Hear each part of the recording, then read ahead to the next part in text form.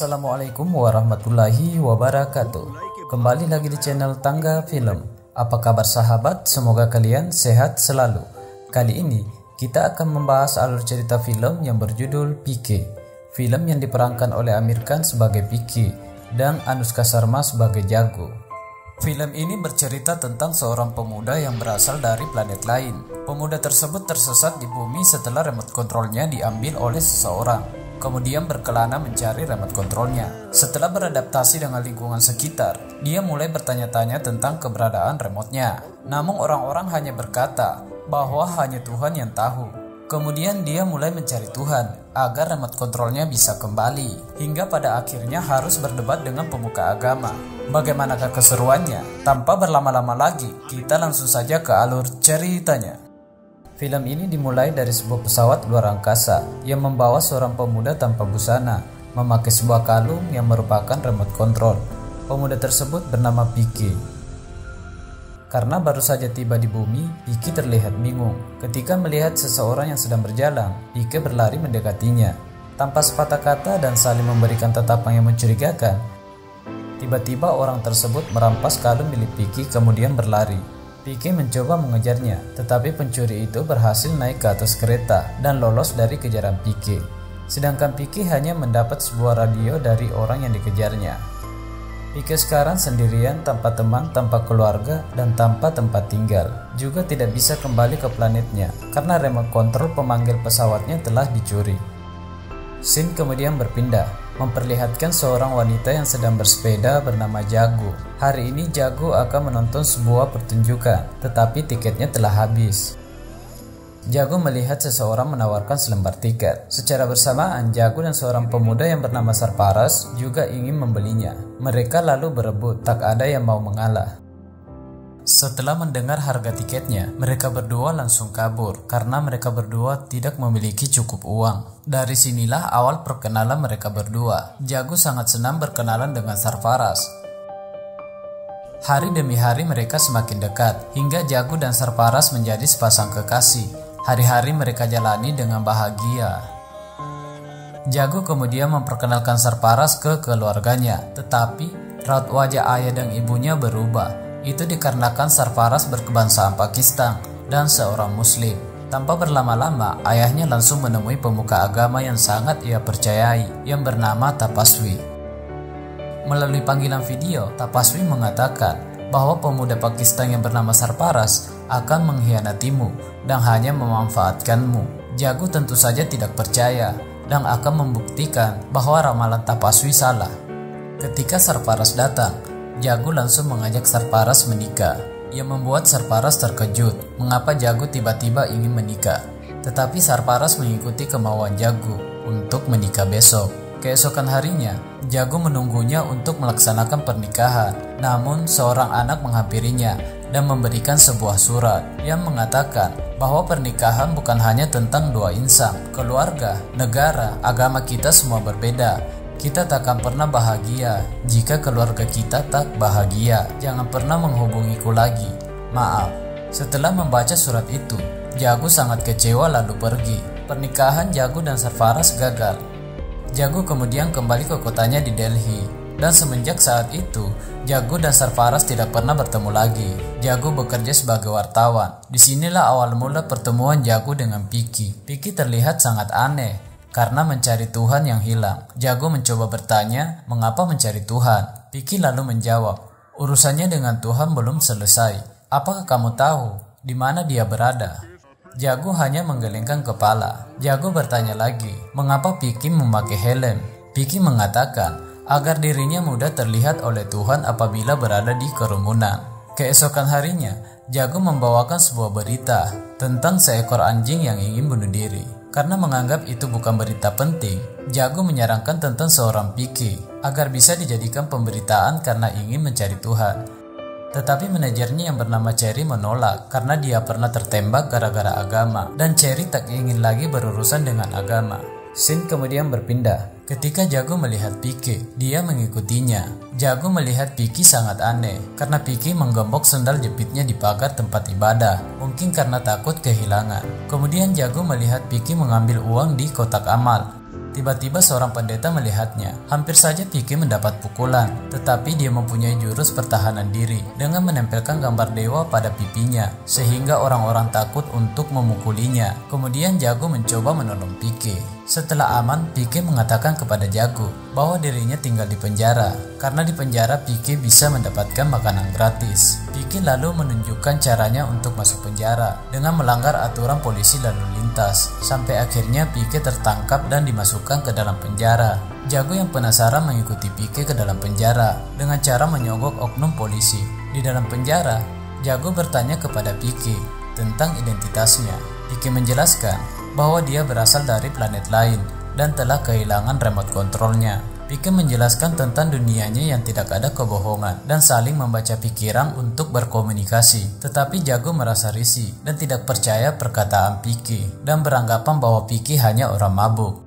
Pike kemudian menceritakan kisahnya bahwa Pike yang awalnya tak berbusana mendapatkan pakaian dari mobil yang bergoyang. Pike juga belajar mencari makanan yang ternyata harus menggunakan uang. Untuk mendapatkan baju dan uang, Pike selalu mencarinya di mobil yang bergoyang. Hingga suatu hari, tanpa disengaja, Pike tertabrak mobil dan pingsan. Sopir mobil yang bernama Baya membawa Pike ke dokter. Ketika sadar, dokter mengira otak Pike bermasalah dan lupa ingatan. Awalnya Baya ingin meninggalkannya, tetapi Baya merasa kasihan dan mengajaknya untuk ikut bersama. Saat bersama Baya, Pike selalu mencari tangan untuk dipegang. Hingga suatu hari, tangan pengantin perempuan dipegang ketika di acara pernikahan dan membuat Pike dikejar oleh warga.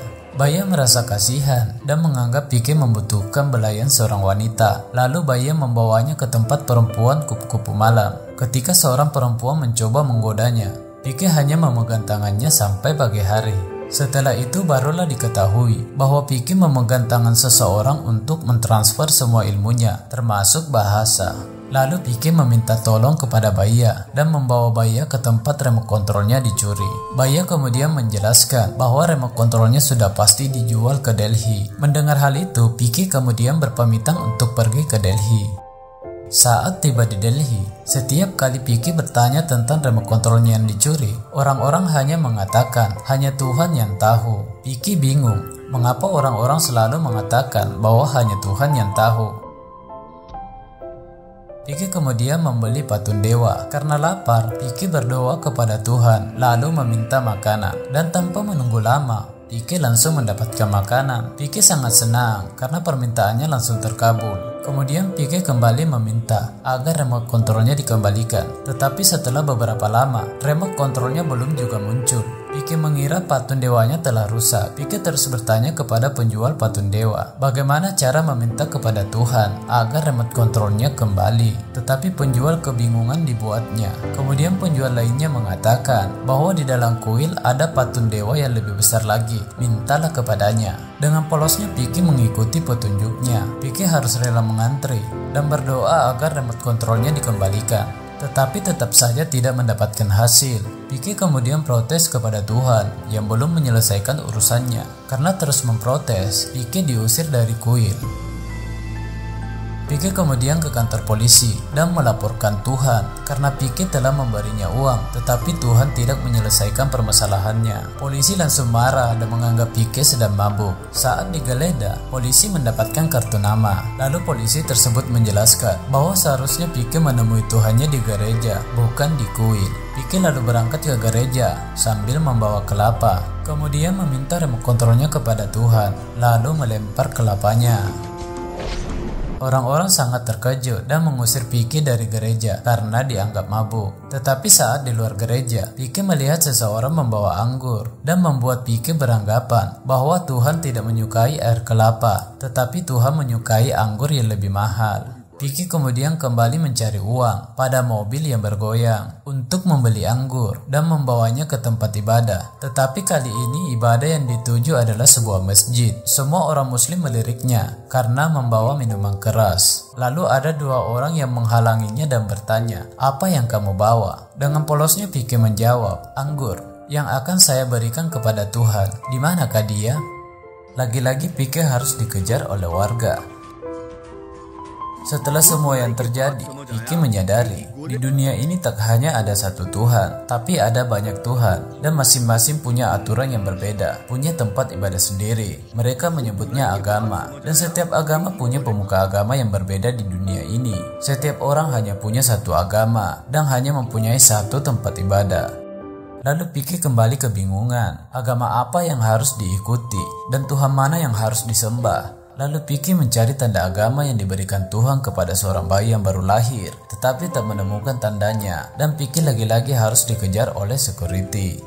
Piki yang belum mengetahui agamanya apa, memutuskan untuk menyembah Tuhan di setiap agama. Piki lalu mengikuti semua ritual agama yang berbeda. Tetapi Piki tetap tidak menemukan Tuhan. Piki benar-benar kelelahan mengikuti jalan mencari Tuhan. Piki kemudian memasuki ruangan yang dipenuhi dengan patung dewa. Piki bertanya kepada salah satu patung, di manakah kesalahannya sehingga dia tidak bertemu Tuhan, apalagi yang harus dikorbankan, padahal sudah mengikuti semua perintahnya. Manakah yang salah dan manakah yang benar? Piki bertanya kepada semua patung, tetapi tak satu pun yang menjawabnya. Keesokan harinya, Piki melihat seseorang berpenampilan dewa. Piki mengikutinya sampai masuk ke dalam toilet dan mengunci pintunya. Piki terus bertanya, di manakah remote kontrolku? Pemuda tersebut kebingungan dan ketakutan, lalu berdoa kepada Tuhan. Piki yang polos beranggapan bahwa di atas Tuhan masih ada Tuhan. Karena merasa takut, pemuda tersebut kabur dari toilet, tetapi Piki terus mengejarnya.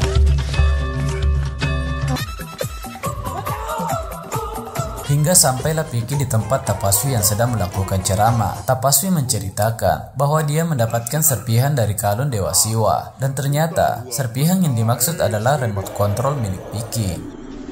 Piki sangat bahagia melihat remote controlnya dan berterima kasih kepada Tuhan. Piki lalu berkata, "Di manakah kamu Tuhan? Naiklah ke atas panggung." Piki berkata kepada hadirin bahwa Tuhan ada di sini, dan baru saja Piki bertemu dengan Tuhannya di toilet. Piki mengatakan bahwa remote control itu adalah miliknya, tetapi orang-orang menganggapnya mabuk, lalu membawa Piki keluar dan dibuang di jalan, dan membuat Piki merasa sangat sedih. Kita kembali ke scene, di mana Jago tetap tidak percaya setelah mendengar cerita Piki. Jago memberinya saran agar Piki memeriksakan dirinya ke dokter jiwa. Sebelum Jago pergi, Jago memberikan kartu nama. Ketika Jago keluar dari penjara, Piki mengatakan, "Jika tidak percaya, teruskanlah acara anjing bunuh diri itu." Jago heran mendengarnya, mengapa Piki mengetahui tentang acara anjing bunuh diri itu. Jago kemudian kembali menyogok oknum polisi dan membawa Piki keluar dari penjara bersamanya. Piki menjelaskan kemampuannya membaca pikiran, tetapi Jago tetap tidak percaya. Ketika seorang kakek memegang tangan Piki, sang kakek mengatakan istrinya sedang kritis di rumah sakit dan membutuhkan uang 1.000 rupiah. Tanpa berpikir panjang, Piki memberinya uang. Melihat kejadian itu, Jago lalu berkata, "Kamu tidak bisa membaca pikiran karena kakek itu sedang berbohong. Di sini tidak ada rumah sakit." Lalu Piki menjawabnya bahwa dirinya mengetahui kakek itu sedang berbohong. Istrinya tidak kritis, tetapi istrinya sedang merayakan hari ulang tahunnya yang ke-75. Sedangkan sang kakek kekurangan uang untuk membayar makanan dan es krimnya. Jago yang penasaran mengikuti kakek tersebut dan menyaksikan bahwa semua yang dikatakan Piki adalah benar. Disinilah Jago percaya dan kembali menemui Piki. Jago mengatakan ingin membantunya mencari remote kontrolnya. Piki tentu saja sangat senang mendengarnya. Keesokan harinya, Jago sedang ngobrol bersama Piki dan teleponnya berdering. Yang ternyata orang salah sambung. Karena terus-terusan menelpon kembali, Jago kemudian mempermainkan penelpon itu dan mengatakan bahwa temannya telah mati. Silahkan ambil jenazahnya, dan Jago kemudian tertawa. Dari candaan Jago, Piki mengerti saat Tapaswi menghubungi Tuhan, mengangkat kepalanya dan meminta petunjuk. Semua panggilannya salah sambung. Kembaran Tuhan yang menjawabnya sedang mempermainkan Tapaswi dan mengatakan remote kontrolnya berasal dari serpihan kalung Dewa Siwa. Piki beranggapan ada masalah pada alat komunikasi dengan Tuhannya, sehingga semua panggilannya jadi salah sambung. Jago kemudian mempunyai sebuah ide yang bisa membawa kembali remote control Pike. Jago mempertemukan Pike dengan manajernya dan mengatakan Jago ingin Pike bertemu dengan Tapaswi dan disiarkan di media televisi. Cherry awalnya menolak, tetapi Jago meyakinkannya. Yang terpenting bukan tentang antara Pike dan Tapaswi, tetapi Pike akan menjelaskan panggilan Tuhan yang salah sambung. Kemudian Pike menunjukkan kemampuannya hingga Cherry tak bisa berkata apa-apa dan ide Jago diterima. Perseteruan antara Pike dan Tapaswi dimulai. Pertama-tama Pike dan Jago akan membuat video di kuil tempat Tapaswi menemui pengikutnya. Ketika ada seorang kakek bertanya kepada Tapaswi bagaimana caranya agar istrinya sembuh yang lumpuh sejak 6 bulan yang lalu. Karena dokter juga sudah menyerah, Tapaswi kemudian seolah berbicara dengan Tuhan. Lalu Tapaswi memberikan petunjuk kepada sang kakek agar sang kakek pergi ke Himalaya, naik kereta dan mendatangi sebuah kuil yang besar yang jaraknya sangat jauh. Maka masalah sang kakek akan selesai.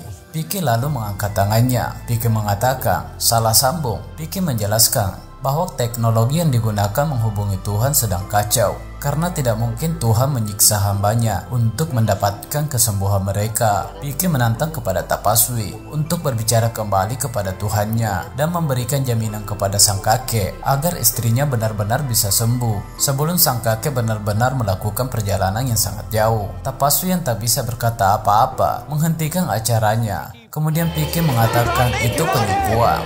Video ini disiarkan ke media televisi dan menjadi viral.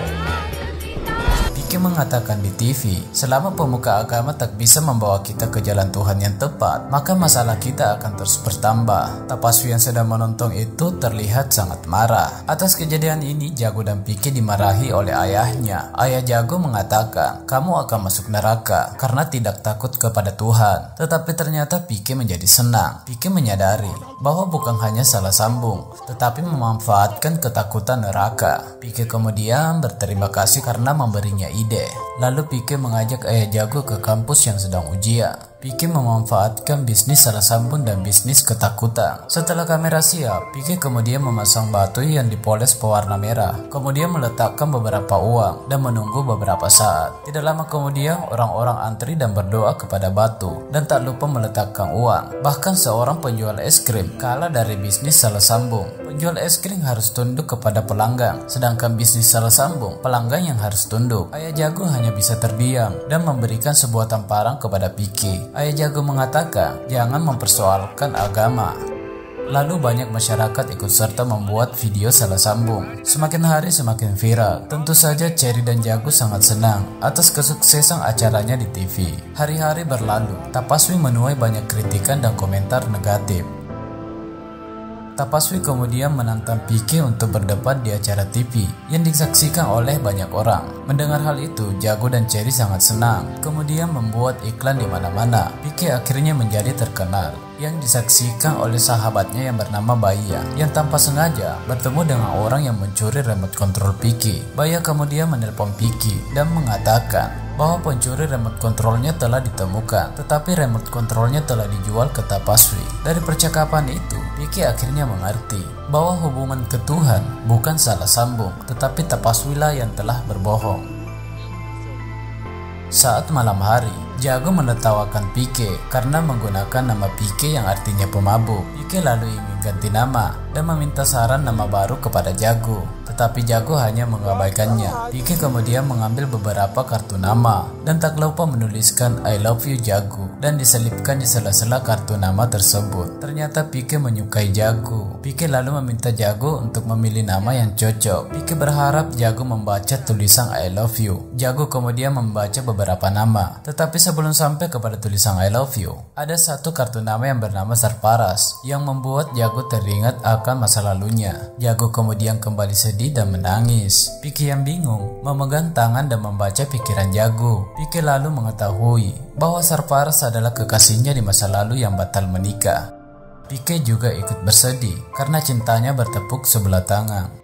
Keesokan harinya, saat acara perdebatan antara Pike dan Tapaswi dimulai, Tapaswi bercerita bahwa benda itu berasal dari serpihan kalung dewa. Tuhan berkata, bangunlah kuil. Tapaswi juga mengatakan bahwa Pike adalah orang yang dulunya memakai helm kuning, yang pernah mengatakan bahwa Tuhan menghilang, Tuhan penipu, Tuhan telah mati. Lalu Tapaswi bertanya kepada Pike, adakah dunia tanpa Tuhan? Mengapa kamu ingin melukai perasaan orang lain? Banyak orang tak punya makanan dan tempat tinggal, bahkan tak punya teman untuk berbincang, dan hanya kepada Tuhanlah mereka mengadu untuk menaruh harapannya, dan Tuhan akan memberikan mereka harapan hidup. Jika mereka tak percaya Tuhan, apakah yang akan Pike berikan kepada orang-orang itu? Jika mereka salah sambung, katakanlah di sini seperti apa yang seharusnya benar. Pike yang terlihat masih sedih membenarkan Tapaswi. Pike menceritakan bahwa ada satu masa ketika Pike juga tidak bisa mendapatkan makanan, tak punya tempat tinggal. Pike selalu menangis, bahkan Pike tak punya teman. Pike hanya punya satu hal, yaitu Tuhan. Setiap hari Pike berpikir esok akan lebih baik, Tuhan akan memberikan jalan keluar, dan dengan percaya kepada Tuhan, seseorang punya harapan, keberanian akan bangkit. Tetapi Pike punya satu pertanyaan. Anda selalu berkata bahwa hanya ada satu Tuhan.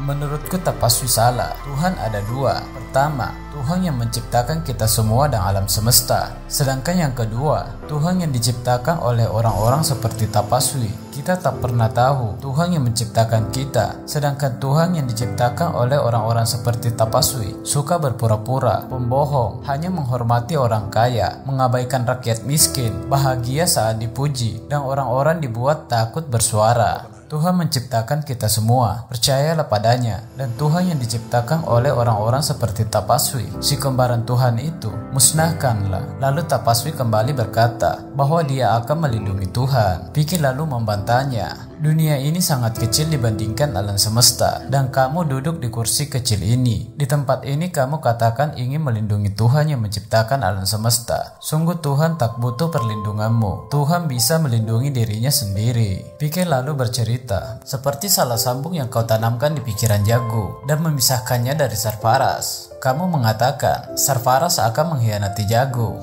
Lalu Tapaswi dengan percaya diri mengatakan bahwa ramalan itu benar. Sarparas mengkhianati Jago, dan itu bukanlah sebuah kebohongan. Tapaswi kemudian menantang, jika Pike bisa membuktikan bahwa itu adalah sebuah kebohongan, maka remote kontrolnya kembali. Tetapi jika tidak bisa, Pike harus mencium kakinya dan meminta maaf, lalu mengakui kesalahannya di hadapan semua orang. Jago mencoba menghentikannya, tetapi Pike menerima tantangannya. Tapaswi kemudian bertanya kepada Jago, apakah Sarparas mengkhianatimu? Jago kemudian menjawab, iya, Sarparas telah berkhianat. Tapaswi yang merasa menang lalu bertanya kepada Pike, apakah Pike ingin langsung mencium kakinya atau kakinya yang diantar kepada Pike? Tetapi Pike berkata kepada Jago bahwa Sarparas tidak mengkhianatimu. Ceritakanlah yang terjadi saat itu. Jago mencoba menolak, tetapi Pike memaksa. Jago kemudian bercerita, saat dia akan melangsungkan pernikahan, dia mendapat kiriman surat dari seorang anak untuk membatalkan pernikahan, yang membuat Jago sangat sedih dan kecewa. Pike kemudian berkata, lalu bagaimana Jago bisa tahu bahwa surat itu dari Sarparas? Mungkin saja surat itu dari orang lain, untuk gadis yang lain. Anak itu tak mengenalmu, dan kamu pun tak mengenal anak itu. Lalu bagaimana dia tahu surat itu untuk kamu? Jago hanya terdiam. Pike kembali melanjutkan, mungkin saja anak itu lupa, dan hanya mengingat kucing yang kebetulan dititipkan kepadamu dari gadis yang ada di sana, dan surat itu pun diberikan kepadamu. Jago, kamu hanya membaca surat itu dan tak menghubungi Sarparas, lalu beranggapan Sarparas telah berkhianat, dan semua muslim munafik karena doktrin dari Tapaswi telah membuatmu salah sambung. Pike kembali berkata bahwa Sarparas tidak berkhianat, namun Tapaswi membantahnya. Pike bisa saja mengarang cerita. Cherry kemudian mencoba menghubungi Sarparas, tetapi nomor Sarparas sudah tidak aktif lagi. Lalu Cherry segera menghubungi kedutaan Pakistan dan menggunakan pengeras suara.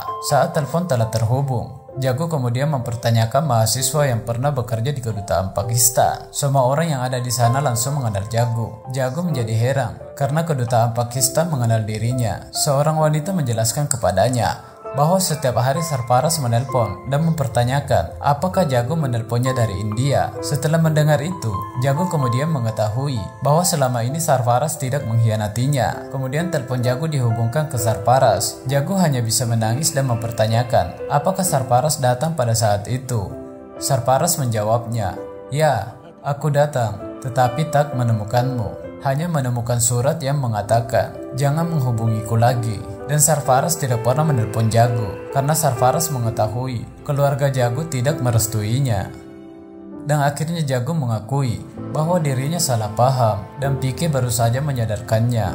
Semua orang merasa terharu, kecuali Tapaswi yang mencoba kabur. Tetapi ayah Jago akhirnya tersadar bahwa selama ini Tapaswi telah berbohong, dan akhirnya Pike mendapatkan remote kontrolnya. Setelah semua yang terjadi, tibalah saatnya Pike akan kembali ke planetnya dan membawa beberapa koper yang isinya baterai dan kaset radio. Saat Jago memutar kaset rekaman, Jago menyadari bahwa di dalam rekaman hanya ada suaranya, dan Jago menemukan kartu nama yang bertuliskan I love you, Jago. Disitulah Jago mengetahui Pike jatuh cinta kepada dirinya. Dengan perasaan sedih, Jago dan Pike harus berpisah. Akhirnya Jago bahagia bersama Sarparas dan menulis sebuah buku yang berjudul Pike. Dan film pun berakhir. Terima kasih telah menonton video ini. Jangan lupa like, subscribe, dan nyalakan lonceng notifikasinya.